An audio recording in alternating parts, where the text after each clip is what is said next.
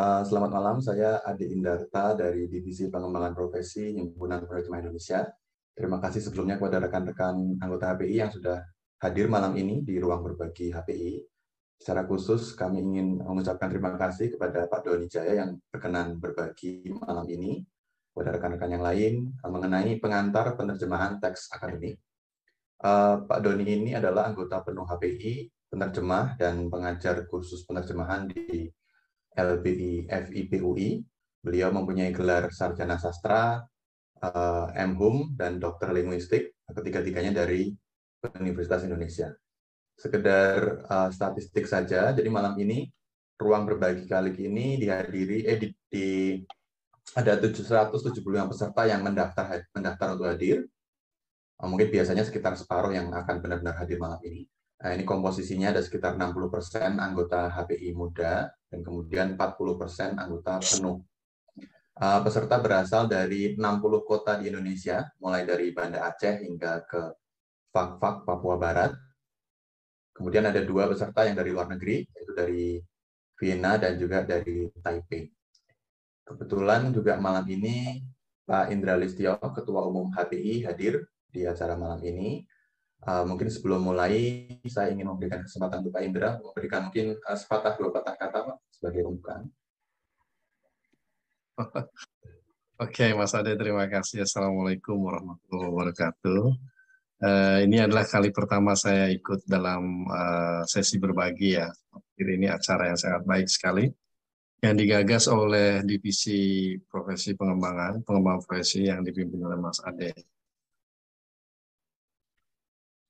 Ini salah satu bentuk upaya HPI untuk mendorong rekan-rekan semua yang memiliki yang ingin berkontribusi berbagi dengan rekan-rekan yang lain.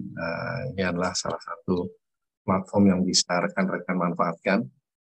Nah, di sini akan banyak sekali ilmu pengetahuan dari para praktisi, akademisi, dan tentunya yang telah menjalani profesi bidang penerjemahan atau yang terkait dengan penerjemahan juru bahasa. Demikian, mudah-mudahan rekan-rekan, terima kasih atas kehadirannya dan dukungan terhadap program HPI. Semoga ini bisa memberikan manfaat yang luas ya buat rekan-rekan dan memberikan inspirasi buat rekan-rekan semua untuk bisa memanfaatkan apa yang bisa dimanfaatkan dari profesi. Demikian Mas Ade, terima kasih. Assalamualaikum warahmatullahi wabarakatuh. Waalaikumsalam warahmatullahi wabarakatuh. Terima kasih Pak Indra. Malam ini acaranya kita santai dan langsung saja, jadi nanti ada sekitar 30-40 menit Pak Doni akan melakukan presentasi, kemudian akan kita lanjut dengan tanya jawab. Jika ada pertanyaan sebelum presentasi selesai, silakan bisa diketikkan di kolom chat. Kalau begitu langsung saja saya persilahkan Pak Doni untuk bisa mulai berbagi. Silakan Pak. Oke, makasih Mas Ade dan juga Pak Indra telah berkenan untuk hadir secara personal untuk memberikan sambutan. Kita baru bertemu ya kemarin di acara pelatihan Setcap, dan juga tadi juga kalau ada yang ikut ya itu ada webinar tadi ya tentang ethics itu dari HPI Komda Bali ya.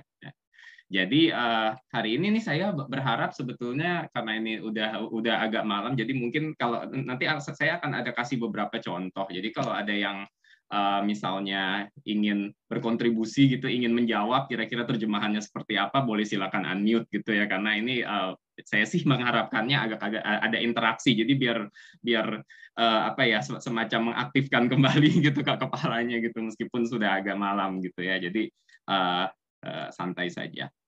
Oke, jadi saya izinkan saya untuk share screen. Sudah terlihat ya share screen-nya? Sudah. Presentasinya. Sudah. Oke, saya slideshow. Lalu kemudian saya new share. Oke, ini sudah terlihat bergerak itunya teksnya? Ya, bergerak. Ya. Oke, ya. Sekarang saya pindah ke slide berikutnya. Pindah? Perlu dites satu-satu.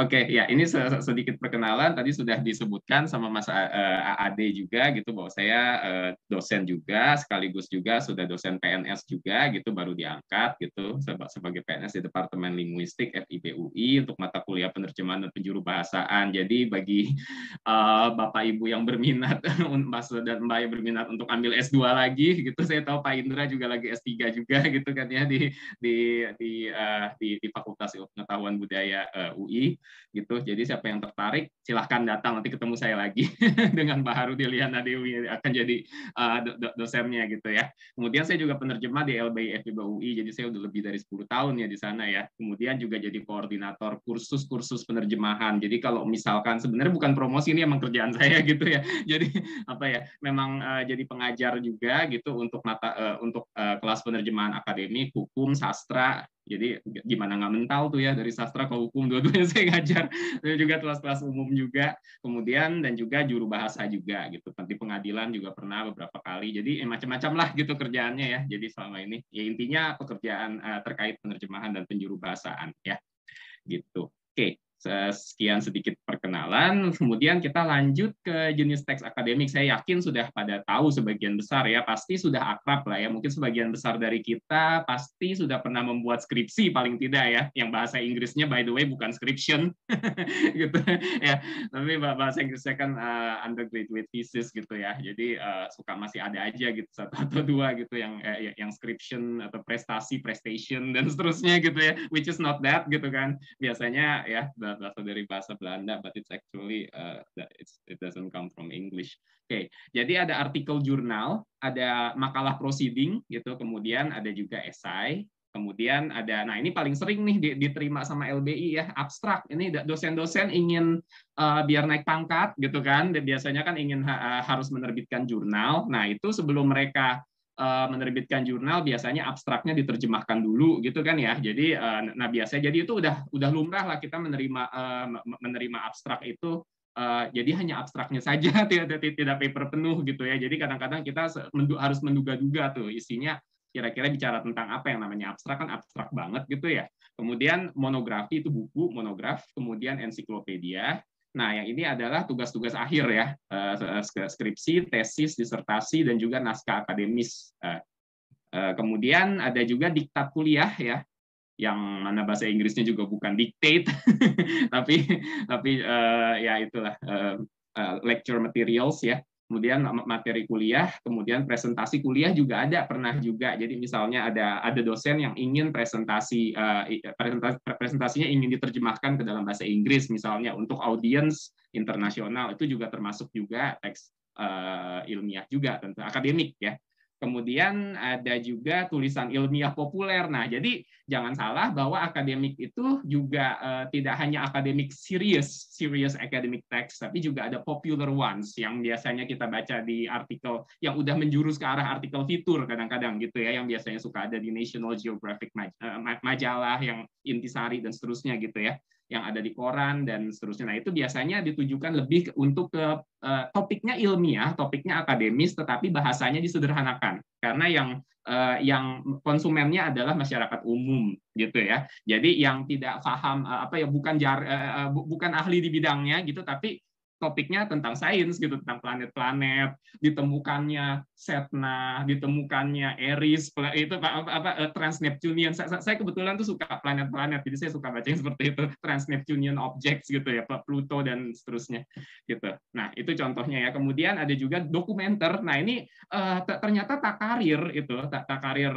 film dokumenter itu juga bisa termasuk jenis teks akademik juga, karena topiknya itu tentang seperti Discovery Channel gitu misalnya gitu ya. Jadi kalau kita lihat itu takarir, tapi sebetulnya seperti teks yang dibacakan. Jadi kalau kita lihat gitu ya, seperti itu. Jadi seperti narasi panjang, bukan percakapan gitu kan. Jadi itu juga bisa termasuk sebagai artikel teks akademik. Kemudian siaran pendidikan.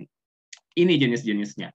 Nah, seperti apa sih idealnya seorang penerjemah teks akademik itu? Idealnya tentu saja ya, ahli di bidang ilmu yang ditulis di dalam teks tersebut. Tetapi kenyataannya tidak mesti selalu demikian. Kenyataannya bahwa kami semua yang kerja di LBI atau kerja di agensi penerjemahan apapun, pasti pernah dapat misalnya jurnal tentang antena, jurnal tentang chemistry, kesehatan masyarakat, tentang hipnoterapi dan seterusnya, yang bidang-bidang yang kita tidak paham. Bahkan saya pernah dapat drilling gitu ya. Jadi yang seperti itu. Jadi kenyataan tidak mesti selalu demikian. Yang penting adalah syaratnya penerjemah harus kreatif dalam mencari sumber dan cara yang tepat. So you don't have to know everything, but you have to know where to find the right information. Itu yang lebih penting. You know how to. Bukannya you know everything, but you know how to find the right information, the right place and the right source gitu ya, untuk mencari informasi baik konsepnya itu sendiri ini tuh apa sih gitu ya, kemudian dan padanannya juga gitu ya.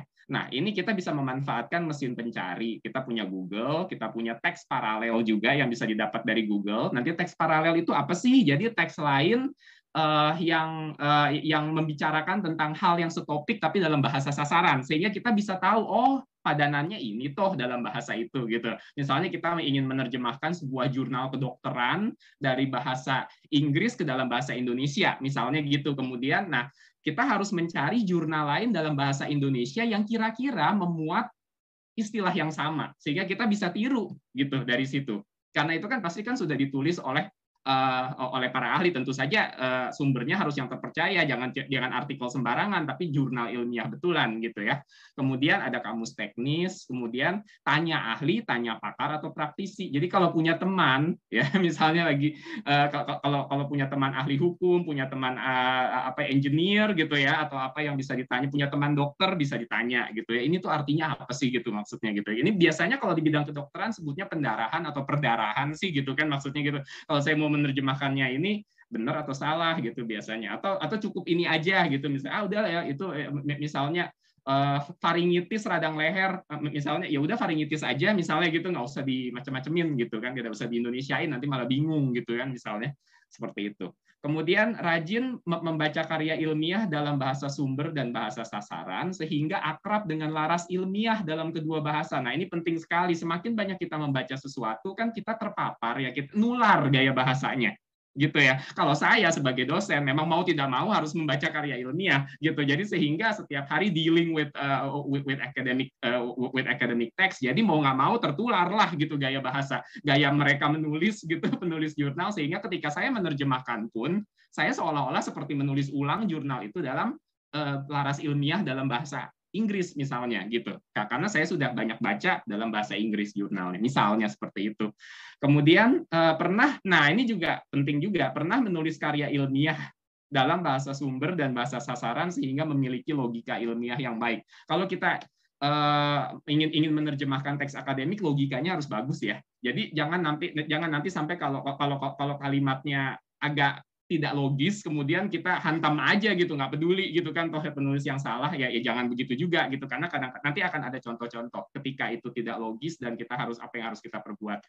Kemudian kita juga harus menguasai tata bahasa sumber dan bahasa sasaran beserta dengan format teks ilmiah dalam bahasa yang bersangkutan. Unsur kalimatnya ada apa saja, ejaannya seperti apa, tanda baca dan lain itu harus sempurna. Karena kadang-kadang kasihan kalau klien kita jurnalnya ditolak hanya karena bahasa yang berantakan. Nanti kita disumpahin orang gitu, bukannya tersumpah menerjemah tapi malah disumpahin gitu ya, karena jurnalnya jadi nggak terbit gara-gara kita ya daftar referensi ya misalnya gitu lupa diterjemahin, misalnya ini apa ya judul jurnal apa yang dikutip ada tulis dalam tapi kita lupa terjemahin jadi in gitu, karena kita pikir tugas kita hanya menerjemahkan body text-nya aja, ternyata daftar referensinya juga ada yang harus diterjemahkan dalam bahasa Inggris, misalnya dalam jadi in, kemudian diakses pada tanggal accessed on gitu, kayak gitu kan juga ada gitu. Jadi jangan kita abaikan itu harus masuk juga dalam bagian kita, kecuali kalau diminta sama klien nggak usah gitu, tapi kita harus itu secara umum itu jadi tanggung jawab kita juga.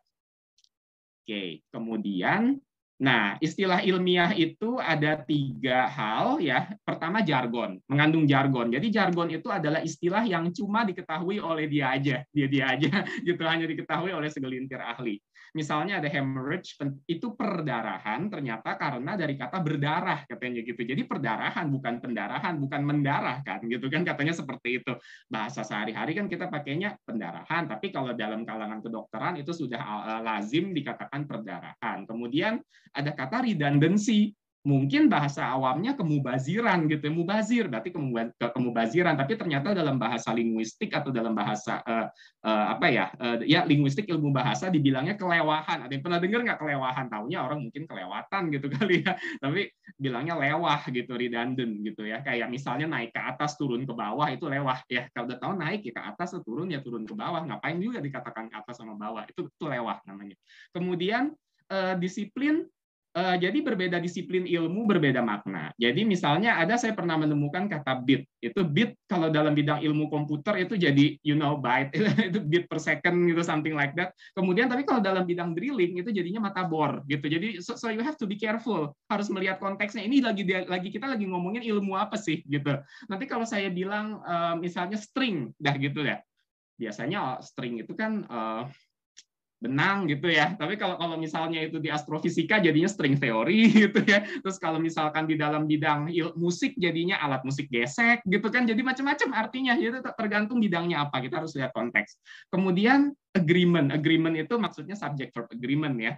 Itu kalau dalam bidang hukum itu ya tentu saja perjanjian. Tapi kalau dalam bidang linguistik ternyata agreement itu kongruensi. Apa sih agreement itu? Ya I am, he is, you are. You dengan R agree gitu, you agree dengan R, I agree dengan M, kemudian he agree dengan S. Itu seperti itu namanya kongruensi. Itu adanya di bahasa-bahasa Indo-European ya, seperti itu. Bahasa Indonesia tidak ada. Oke, kemudian idiosinkrasi, yaitu jadi itu berbeda dari makna sehari-hari. Misalnya kata pengasingan deh, kita semua penerjemah pasti kalau yang latar belakangnya pernah belajar tentang teori penerjemahan pasti tahu yang namanya pengasingan dan domestikasi ya, domestication and foreignization.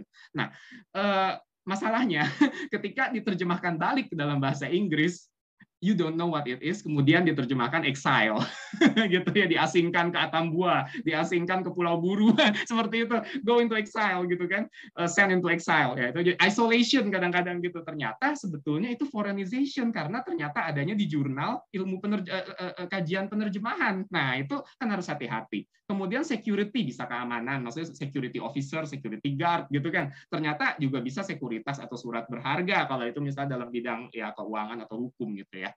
Gitu.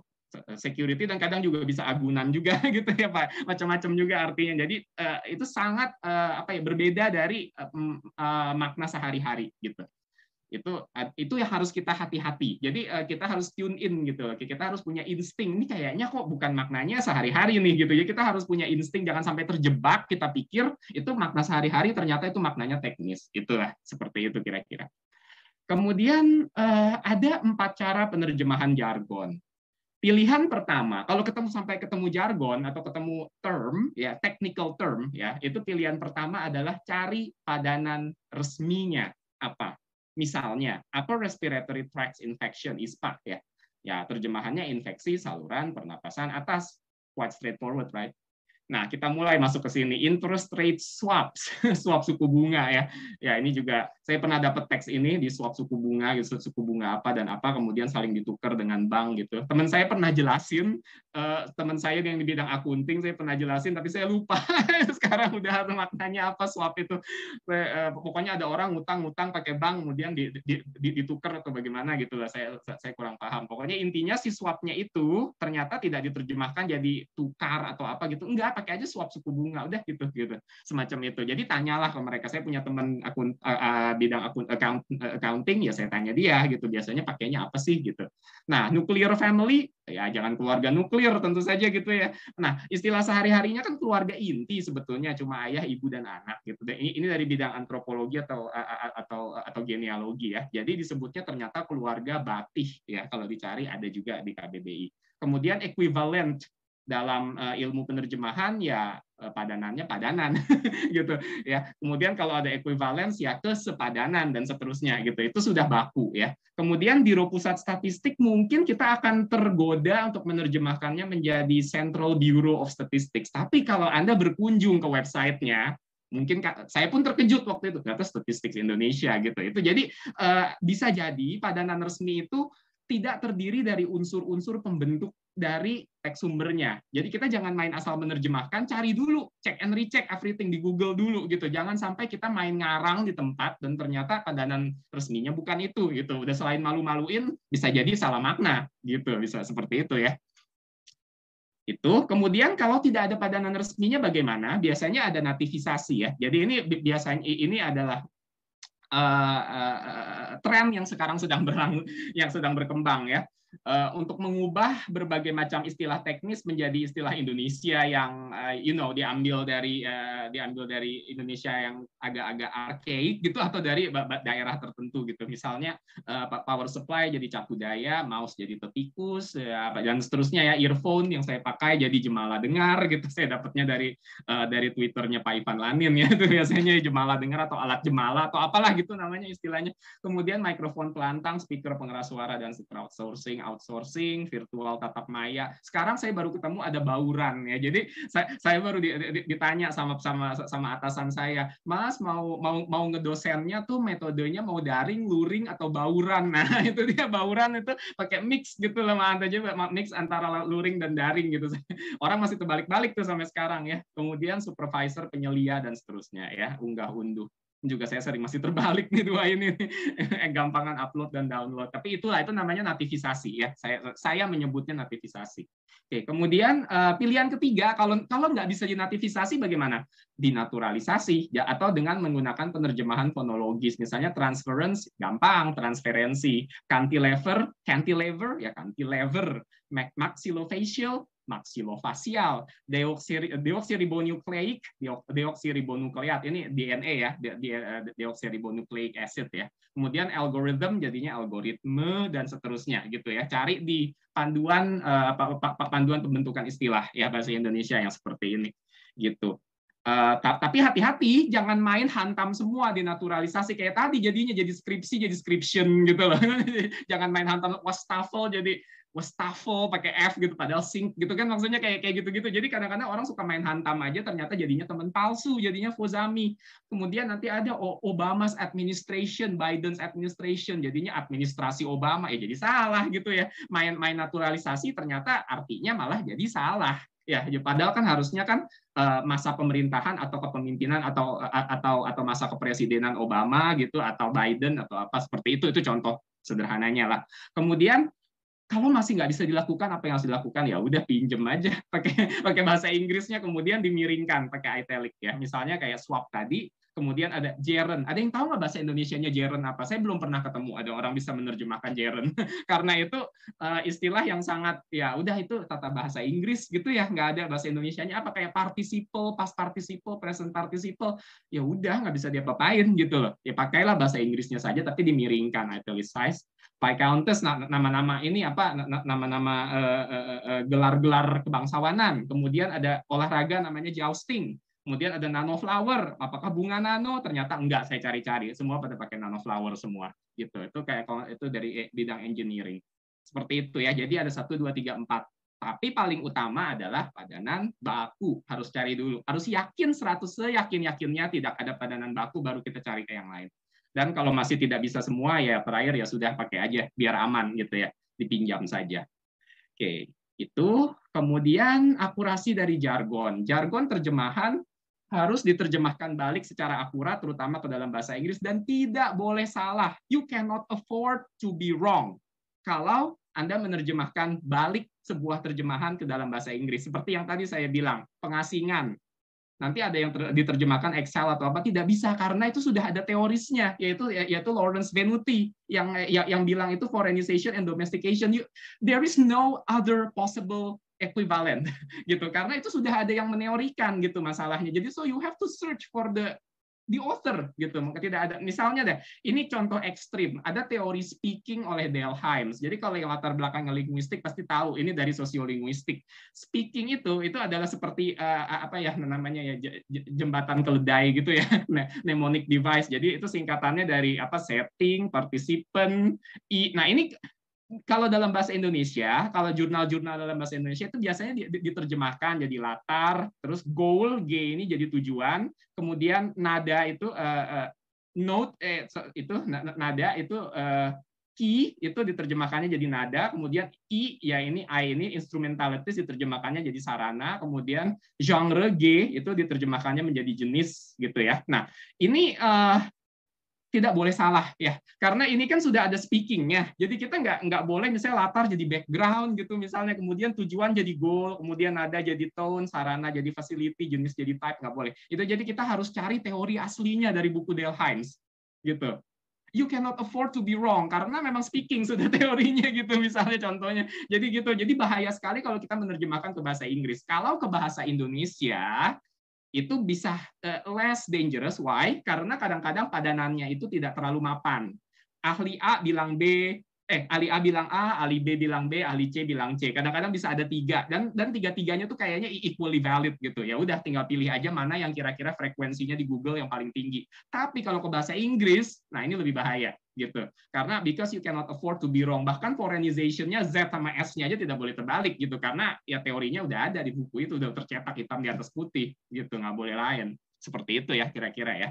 Kemudian, nah ada pilihan kata ilmiah, jadi bahasanya harus keren, sophisticated, ya seperti bahasa hukum gitu ya. Misalnya, it's quite important, jangan pakai quite lah, kurang keren, pakailah relatively important, somewhat important, dan seterusnya. Kemudian, jangan pakai use deh, pakailah utilize, apply this method, jangan use gitu kan, misalnya seperti itu. Kemudian buy, jangan pakai buy, tapi pakailah purchase. Kemudian kalau misalnya ketularan penyakit, jangan catch illness, tapi contract a disease gitu misalnya. Terus kemudian jangan get data atau get info, tapi acquire, obtain, gather, banyak loh gitu loh pilihan katanya. Jadi ini pilihan kata ilmiah ya, dan seterusnya dan seterusnya dan seterusnya. Ini one after another. Wah, nggak keren, kayak bahasa anak-anak, pakailah consecutively, rapidly and considerably, exponentially gitu, seperti itu ya. Kemudian at the same time apa? Simultaneously gitu. Ini saya kayak penjuru bahasaan ya, konsekutif dan simultan ya. Jadi ya gitulah. Jadi ada bahasa kerennya. Again and again, repeatedly, repetitiously, kemudian many times, ya frequently gitu loh. Kemudian make it easy to do something, to facilitate something, pakai ing, ya facilitate learning, facilitate reading, facilitate apa. Nah ini diksi atau pilihan kata yang ilmiah gitu ya, sehingga kenapa biar kesannya gitu loh, biar kesannya jurnal itu atau karya ilmiah itu sounds sounds academic, sounds scholarly gitu ya. Kemudian, nah ini saya sedikit ada ini deh. Kalau ada yang tertarik untuk menjawab, silakan. Venuti menyatakan bahwa ideologi pelokalan membungkam suara penulis asli. Kata menyatakannya itu pakai tense apa ya kalau kita menerjemahkan ke bahasa Inggris ya? Ini ada di Venuti buku. Ini contoh aja nih. Ini saya ngarang-ngarang aja ya. Tapi kira-kira pakai tense apa nih? Ada nih di chat ya. Simple past tense, semua past tense. What do you think? Present tense atau past tense nih? Nah, present ya Pak Lam. Nah, ini nih sebetulnya simple present karena dianggapnya Venuti itu buku. Ya, dianggapnya tuh buku. So you do not actually refer to the person. You actually refer to the book. Ya, to the book. Jadi pada tahun itu gitu sets atau states atau proposes atau something like that gitu. Jadi itu so you actually refer to the book. And then next 30 orang responden diikutsertakan dalam penelitian ini. Nah, ini pakai kata apa kira-kira? Diikutsertakannya. Walaupun dicatat tahun 1995 yang sudah lampau. Iya, tetap karena itu buku. Ya, kan book itu selalu menyatakan itu setiap saat gitu loh. Semacam itu kan buku udah sekali dicetak ya akan ngomong itu terus panjang segala abad gitu loh.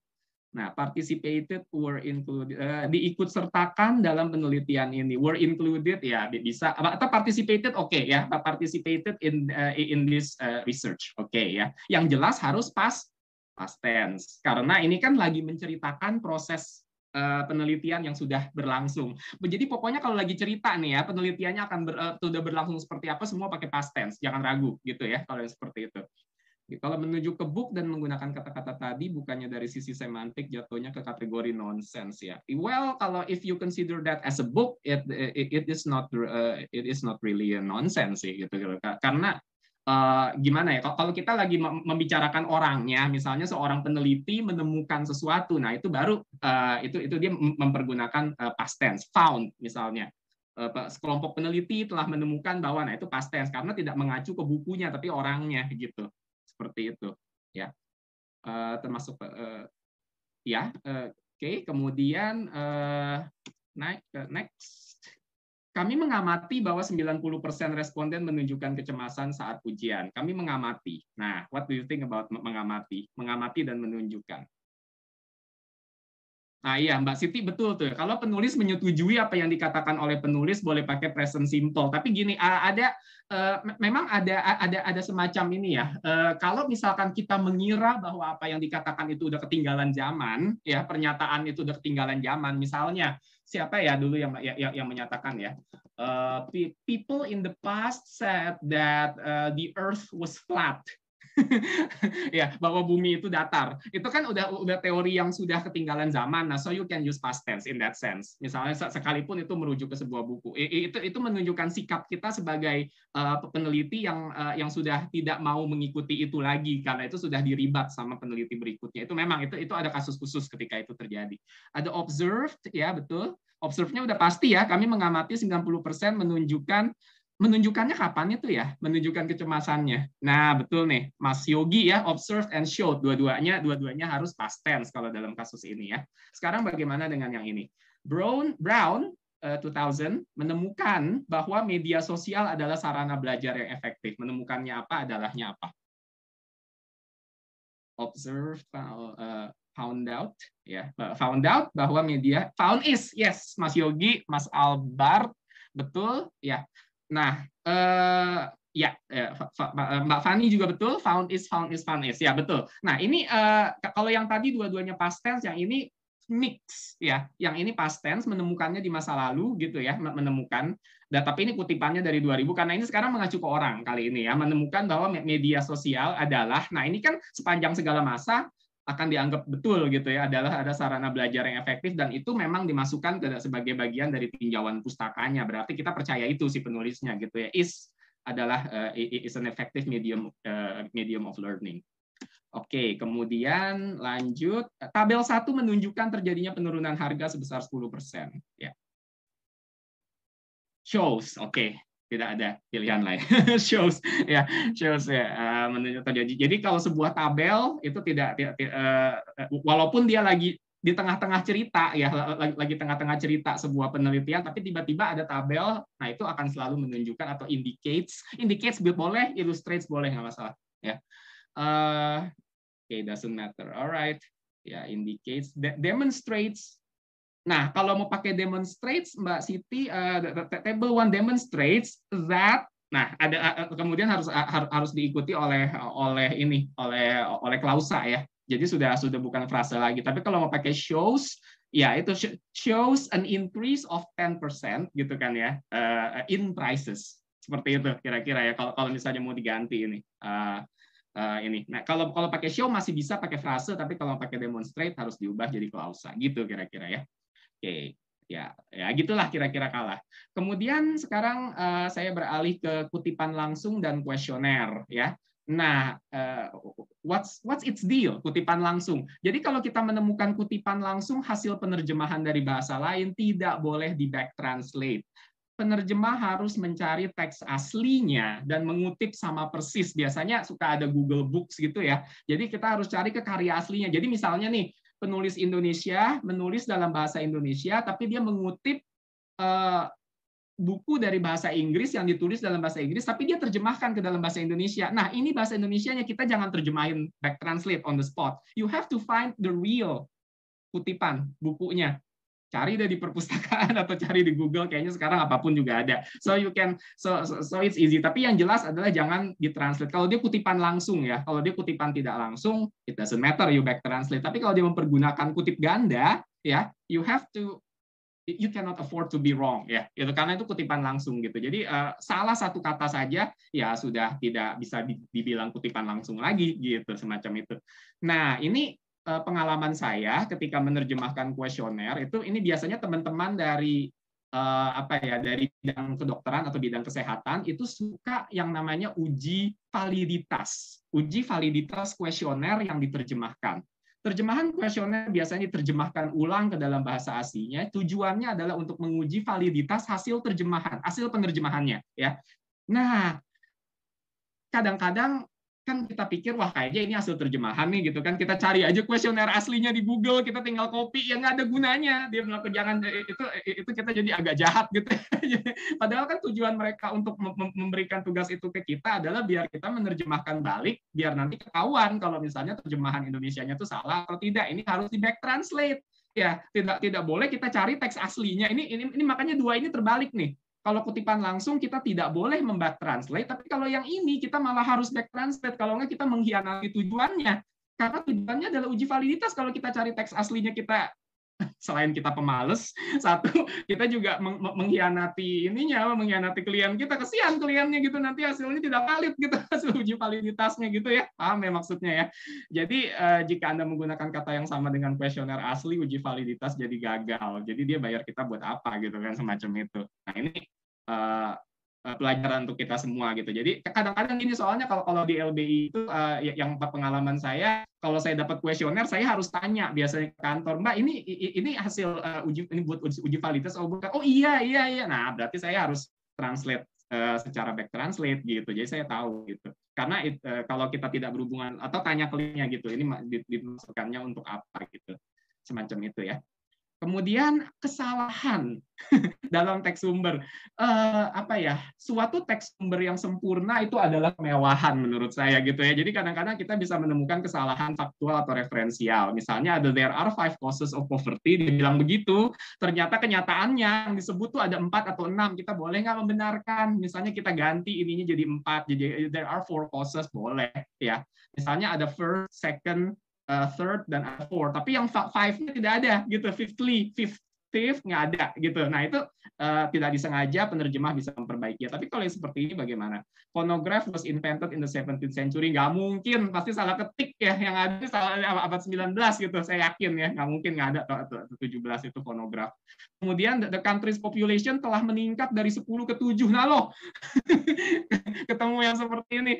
Ini kadang ketemu ini saya yang kayak gini, kok meningkat jadi 10 ke 7, ini salah ketik, misalnya ini telah menurun, karena ada 2 kemungkinan. Ini kira-kira boleh atau enggak ya kita perbaiki ya? Ini kira-kira boleh nggak Bapak Ibu kita perbaiki yang kayak begini? Boleh atau tidak nih? Boleh. Well, ya. Kalau saya biasanya konfirmasi dulu ke penulis artikel, ya betul. Tanya dulu ke penulis, tanya dulu ke klien. Tapi kalau tidak bisa dihubungi bagaimana? Kalau misalnya kita melewati agensi, kalau saya sih nggak berani. Kalau misalnya ke klien tidak bisa dihubungi, ya apa adanya saja, ya tanya penulis atau biarkan apa adanya. Jadi karena ada kemungkinan kita salah tafsir, bisa jadi ini bisa jadi menurun, tapi bisa jadi ini kurang 1 nih. 10 to 17 million kan bisa aja gitu, semacam itu, kayak nanti kita salah tafsir gitu kan, takutnya begitu. Jadi kalau nggak bisa ditanya, biarkan apa adanya saja gitu. Kalau saya sih, instead of trying to solve it gitu, something like that ya. Nah ini juga salah logika. Banyaknya populasi orang Jawa menguasai perekonomian. Sebenarnya yang menguasai perekonomian itu the enormity of the population of the Japanese is controlling the economy. Nah, ini kan nomina yang salah sebagai subjek. Nah, kita betulkan lah. Misalnya the Japanese, jadinya orangnya, bukan banyaknya, tapi orangnya. Gitu, are controlling the economy, atau alternatif pertama atau alternatif keduanya, because of their enormous population, the Japanese manage to control the economy. Misalnya seperti itu. Jadi ada, kalau kita ingin nggak bisa move on dengan menghilangkan enormity-nya, ya udah masukinnya begini aja. Ini alternatif kedua gitu ya, semacam itu. Kemudian contoh apa nih ya? Contoh. Nah, penelitian ini bertujuan untuk memastikan, ini masih ada cukup waktu. Nah, ini aja deh, satu deh. Penelitian bertujuan untuk memastikan apakah adanya hubungan antara penggunaan media sosial dan depresi remaja. Siapa yang mau mencoba? Atau bisa unmute nggak Mas Ade mereka? Jadi langsung ngomong gitu, biar nggak lama ngetik. Mungkin bisa angkat tangan ya, raise hand. Oh, angkat tangan. Ini saya ingin menunjukkan perbedaan gaya gitu, menulis antara Indonesia dan Inggris gitu. Yang kadang-kadang kita tidak bisa mentranslate apa adanya sinteksnya gitu, seperti itu. Nih, kira-kira bagaimana nih? Penelitian ini bertujuan untuk memastikan apa. Sebenarnya sih yang saya mau tekankan nih bagian ini nih. Penelitian ini bertujuan untuk yang bawah-bawahnya mah cuma hiasan gitu. Biarkan saja. Oke, this research strives to establish. Oke, ini sinteksnya masih sama ya. Oke, strives to establish. Mbak Siti, ya, silakan. Bisa unmute nggak? Ya, silakan. Kira-kira bagaimana? Oke, ya. Coba ya, Pak. Ya, silakan. Ya, this study untuk bertujuan boleh enggak ya, Pak ya? Misalnya gini, study investigate atau this study or this research aims to ensure whether there is a relationship between media usage, social media usage, and teenagers depression. Iya, depression and adolescent depressions ya. Oke, ya.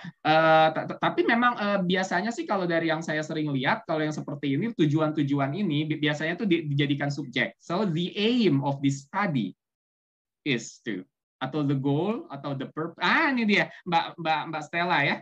Atau Mbak Benedikta, the objective of the research is to. Jadi bisa pakai objektif, bisa pakai goal, bisa pakai aim, bisa pakai apa lagi? Ada 4 kalau tidak salah, objektif, goal, aim, dan purpose. Ya, the purpose of, ya Mbak Siti lagi. Masih angkat tangan yang tadi ya. Oke. Ya, tapi tadi boleh juga pakai aims to gitu, tapi lebih seringnya itu ini suka diganti jadi the aim of the study is to gitu, atau the purpose of the study is to gitu, dan seterusnya gitu. Mungkin kalau dilihat dari conciseness ya Pak ya. Kalau conciseness, saya memilih tidak terlalu wordy gitu. Kalau wordy panjangan ya. Misal ini saya ambil dari bagian ini kayak semacam abstrak. Itu kan harus ada bagian-bagiannya Mbak. Ada introduction-nya. Kemudian habis itu ada intro, kemudian ada topik, kemudian ada tujuan. Nah, ini aim ini kan harus dinyatakan secara tegas. The aim of this. Nah, itu. Jadi saya harus kasih konteks di situ. So you have to state explicitly that it is an aim.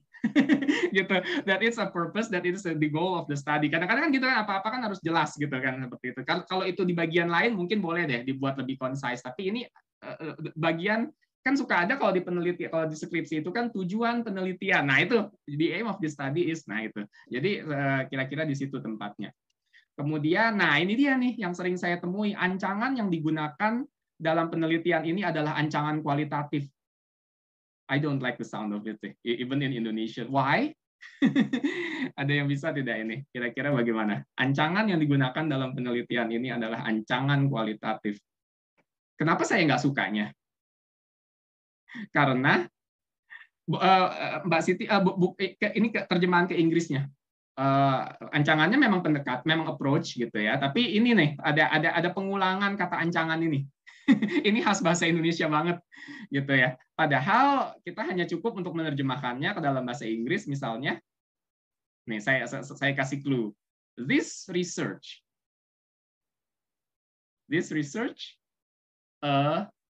Nah, saya kasih clue-nya. This research applies.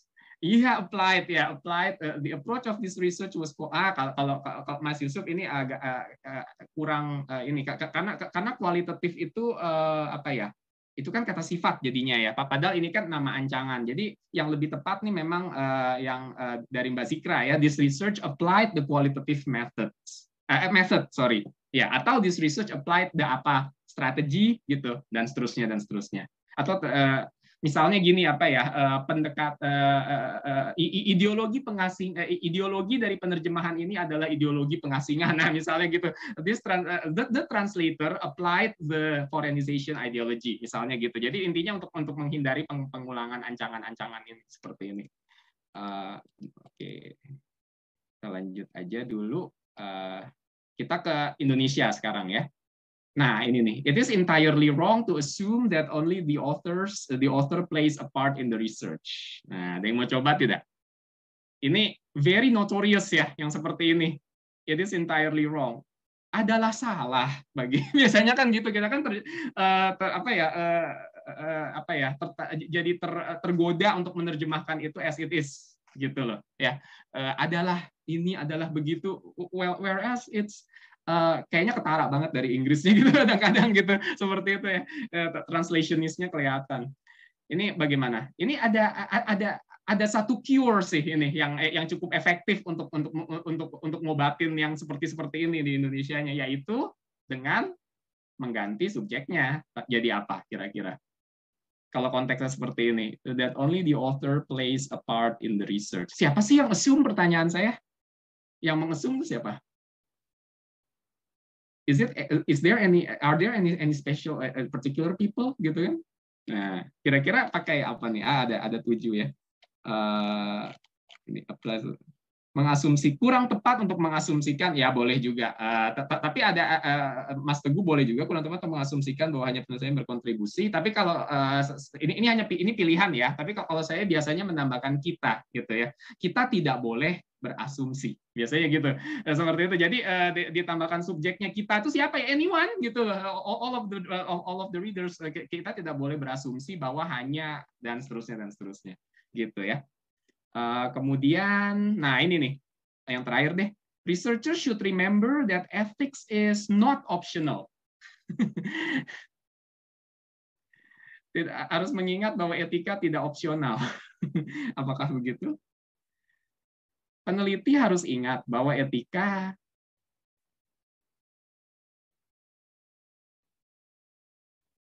harus ingat atau harus sadar, wajib menaati etika, betul ya. Atau peneliti harus ingat bahwa etika itu adalah keniscayaan atau hal yang wajib untuk diterapkan gitu ya, misalnya kira gitu. Tapi Mas Albert ini benar ya, peneliti wajib menaati etika. Jadi not optional diganti menjadi wajib gitu kan, seperti itu. Nah ini ada parafrase di situ, ada modulasi dari negatif menjadi positif. So this is what we can do ya.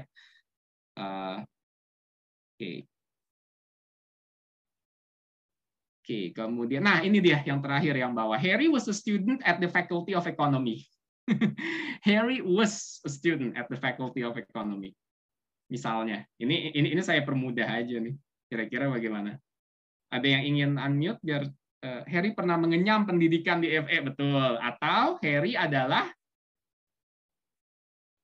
alumni, Mas Yogi, keren ya. Harry adalah alumni Fakultas Ekonomi. Jadi bukan seorang mahasiswa, kalau masih mahasiswa, tiba-tiba masih mahasiswa, tapi masih ada was-nya, jadi kita bilang alumni, gitu ya. Alumni Fakultas Ekonomi, atau alumnus, ya. Atau lulusan, boleh, nggak masalah ya, Mbak Stella. Adalah lulusan Fakultas Ekonomi Universitas Indonesia. Ini juga bagian dari profil penulis, ya. Nah, kira-kira seperti itulah. Jadi, take away-nya dari sini adalah bahwa bukan berarti penerjemahan ketika kita menerjemahkan teks akademik itu kita harus sekaku-kakunya gitu, enggak. Seperti kita lihat banyak perubahan gitu yang bisa dilakukan demi untuk membuat itu terdengar lebih concise atau lebih sesuai dengan gaya bahasa Inggris gitu kira, atau bahasa asing atau bahasa sasarannya gitu ya. Oke, nah ini kita masih ada waktu, Mas Ade. Silakan bisa Pak, soalnya belum ada pertanyaan yang lain. Ini ada beberapa pertanyaan dari Pak Yusuf tadi. Oh iya, oke. Ini dulu tapi ya. Data menunjukkan terjadinya peningkatan, atau yang ini aja deh dulu deh. Tingkat keefisienan alat ini sangat tinggi. Yang mana yang lewat sih kira-kira gitu? Oh ya, kata Mas Yusuf, kalau alumni atau lulusan berarti kata WUS di sana. Oh, kebetulan kita tahu dia lulus, Pak, karena dia jadi bagian dari tim peneliti, tim penulis bukunya. Kalau dia DO, a bit too far sepertinya. Karena kita udah tahu dia lagi S2 waktu itu. Saya kebetulan kan yang nulis buku ini, jadi saya tahu dia lagi melanjutkan, lagi ini. So, it's impossible for him to be a dropout gitu, something ya. Efisiensi. Nah, jadinya terjadinya ini juga lewah ya. Jadi bagaimana? The efficiency of this gadget is very high gitu ya, atau this tool ya, it has a very high efficiency. Nah, tingkatnya ini yang tidak perlu ya. Kadang-kadang kita mungkin tergoda untuk menerjemahkan jadi rate of efficiency which is unnecessary. Kita hanya cukup bilang aja keefisienan. Saya pernah dengar iklan gitu ya, kayak vitamin, saya nggak perlu sebut nama produknya, memperlancar sirkulasi peredaran darah. Nah ini dia ya, sirkulasi sama peredaran sama atau beda? This tool is highly efficient ya, boleh juga. Oke, sirkulasi peredaran darah. ya. Nah, ini dia yang Mas Teguh puja ini, these tools level of effectiveness. Nah, ini justru tidak perlu nih Mas, yang level of, rate of-nya itu tidak perlu, karena effectiveness, efficiency itu sudah rate-nya dalam bahasa Inggris gitu. Memang bahasa Indonesia suka menambahkan tingkat ini gitu, semacam itu gitu ya.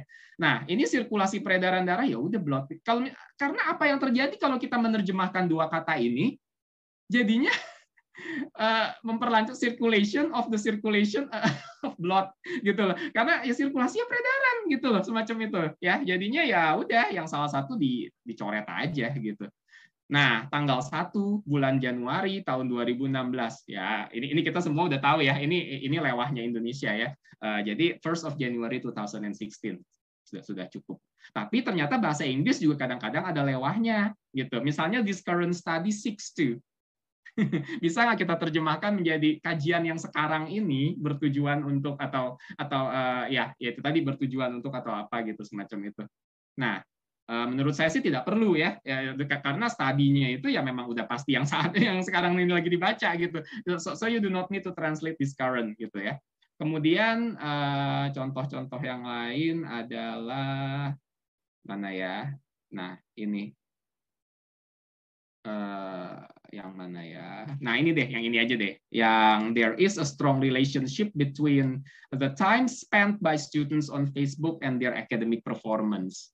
Ya, kalau dalam dokumen hukum terkait tanggal bulan tahun tidak termasuk lewah. Betul, kalau dalam bahasa Indonesia tidak lewah, Mbak. Dalam bahasa Indonesia tidak lewah, tapi kalau dalam kalau dalam bahasa Inggris sih ada date, ada month, ada itu tidak lewah ya. Apalagi kalau dia memang sudah template-nya seperti itu, ya itu nggak lewah kalau dalam teks dokumen hukum. Oke. Nih, yang ini bagaimana? There is a strong relationship between the time spent by students on Facebook. And ini berfokus pada bagian ini nih, between time spent by students on Facebook. There is a strong relationship. Ada hubungan yang kuat antara and their academic performance. Strong relationship antara. Nah, kalau saya sih ini ya, ada yang punya gagasan ini, kira-kira ini bisa disederhanakan seperti apa nih bagian ini nih, time spent by students, antara waktu yang dihabiskan oleh students bermain, kan jadi panjang itu loh, maksud saya seperti itu ya. Jadi kalau saya sih sarannya antara durasi penggunaan Facebook oleh mahasiswa gitu. Jadi sehingga seperti itu kan, time spend itu kan periode gitu atau lamanya waktu gitu. Jadi instead of making this in like this gitu loh, you can make it a bit more concise gitu. Karena Indonesia jadi panjang antara waktu yang dihabiskan oleh mahasiswa untuk bermain Facebook misalnya gitu. Jadi so you can make it a bit more concise. Seperti itu. Oke, mungkin time span between the time span ya. Okay, the students time spent on ini sih saya berfokus ke penerjemahan ke Indonesianya gitu jadinya ya. Students time spent. Kalau Inggrisnya sih nggak masalah. Nah, ini yang jadi permasalahan adalah ketika kita menerjemahkan ke Indonesianya itu. Jadi sehingga tadi saya bilang mempergunakan durasi antara durasi yang antara durasi penggunaan gitu ya, antara durasi penggunaan Facebook oleh mahasiswa dan prestasi gitu ya, prestasi akademik mereka kira-kira seperti itu, atau kinerja akademik mereka. Nah, kira-kira seperti itu. Nah, ini terakhir. Ini yang ya saya ingin membicarakan soal teks paralel. Misalnya Bapak Ibu diminta untuk menerjemahkan jurnal ini. Bahasa udah ngeri. Ini juga lihat judulnya aja. Post exposure prophylaxis with hydroxychloroquine for the prevention of COVID-19. Tolong berfokus pada istilah ini ya. Mana nih kok diklik nggak bisa. Nah, ini dia. Post exposure. Kira-kira yang ada di benak Bapak Ibu kalau ngelihat begini aja akan diterjemahkan menjadi apa? Post exposure. Kira-kira coba saya lihat. Silakan di chat. Post exposure Atau mau sekalian profilaksisnya juga nggak masalah, tapi ini gampang. Udah bisa ditebak ya kalau yang ininya ya. Hidroksikloroquine ini juga mesti agak dicari. Satu-satu harus dicari, dicari ya. Pasca sembuh. Exposure, Mas Albert, dia bukan recovery, bukan post recovery, tapi dia post exposure. Ya, pasca terpapar, pasca pemaparan, pasca paparan. Oke, banyak nih pasca paparan, nyaris almost ya, pasca kontaminasi setelah terinfeksi. Oke, kita lihat. Nah, tidak perlu kita semacam berspekulasi. Nah, kita buktikan lewat teks paralel. Carinya di Google. Misalnya seperti ini. Kita pancing. Kalau saya biasanya mancing. Caranya misalnya kata post exposure, karena biasanya kan kalau misalnya jadi kita cari di jurnal yang ditulis orang Indonesia dalam bahasa Indonesia tentang topik yang sejenis gitu. Jadi kita biasanya kan karena mereka jurnal kan punya abstrak bahasa Inggris ya. Jadi saya pakai kata post exposure-nya, saya pakai, kemudian pasca. Nah, tadi insting pertama saya mengatakan pasca paparan. Saya tulislah pasca paparan. Profilaksis COVID jurnal. Nah, saya cari seperti ini. Ternyata ada nih ya jurnal penyakit dalam UIACA. Ya, kelihatannya inilah ya reliable gitu, reputable jurnal gitu ya. Jangan yang abal-abal ya carinya ya, tapi yang kelihatannya reputable gitu. Sinta berapa kayak Sinta 1, Sinta 2 gitu ya, atau Ki berapa gitu ya. Nah, ini di sini kata kuncinya. Jadi kita harus pintar-pintar mencari kata kunci, atau kalau misalnya kurang berhasil, cobalah gitu bongkar pasang sendiri kata kuncinya bagaimana. Kemudian, nah ini hasilnya dicari coronavirus disease ini kan. Nah, apa Bapak Ibu ternyata pascanya? Lihat pasca pajanan. Kaget nggak? Apa sih pajanan? Saya juga nggak tahu. It blew my mind gitu loh ternyata. Terus saya tanya dokter, emang pajanan sih? Ya udah gitu. Kaget nggak? Ini namanya teks paralel ya. Jadi kita mencari teks sejenis yang topiknya kira-kira sama dalam bahasa sasaran gitu. Jadi jangan asal menciptakan sendiri, tapi kita harus check and recheck everything ya. Memang kalau misalnya dicari di berbagai yang lain itu juga mungkin akan ada pasca paparan juga, tapi kalah. Kelihatannya less reputable than this one gitu. Kayaknya ininya resultnya nih jumlah resultnya tidak segitu banyak. Jadi akhirnya saya pilih pasca pajanan saja gitu, because it sounds more jargonistic. Gitu. Ya, gitulah kira-kira. Terima kasih penjelasan dari saya. Terima kasih Pak Doni. Ya. Mungkin ada 1-2 pertanyaan yang ingin buka mic, bisa mungkin satu pertanyaan ya. Dari Pak Albert kan, silakan. Ya, imajinasi Mas Yusuf kejajanan. Ya, terima kasih atas kesempatannya Pak Ade dan Pak Doni. Jadi saya tadi kan yang pertama itu harus diutamakan adalah mencari padanan resmi, gitu ya, diutamakan.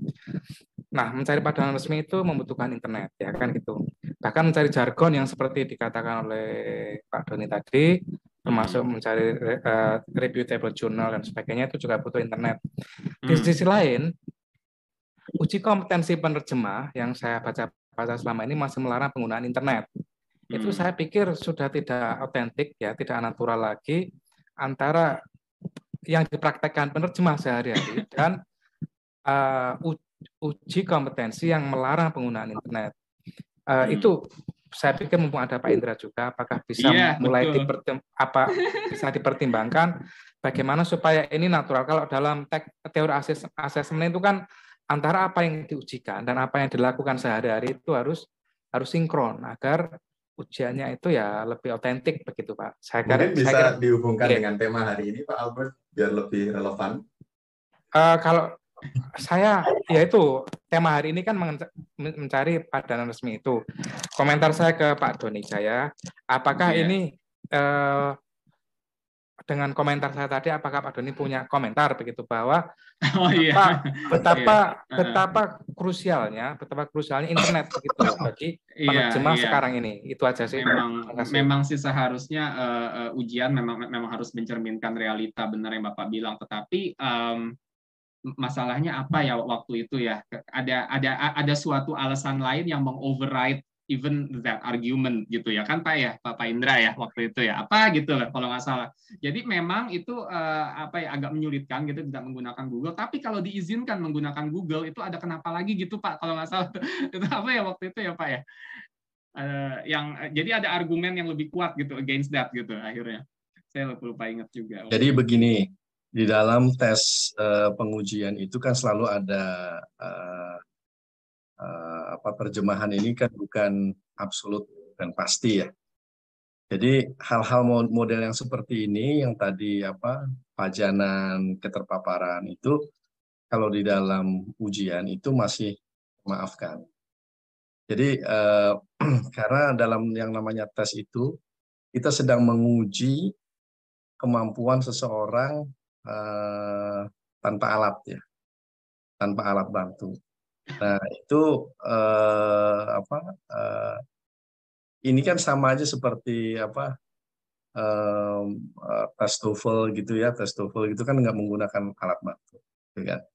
Ya, model-model seperti itulah kira-kira. Jadi memang dalam ujian ini ada ruang untuk kesalahan, ada ruang untuk kesalahan dan dengan tidak menggunakan teknologi ini, yang penting kesalahannya tidak melebihi batas yang ditetapkan.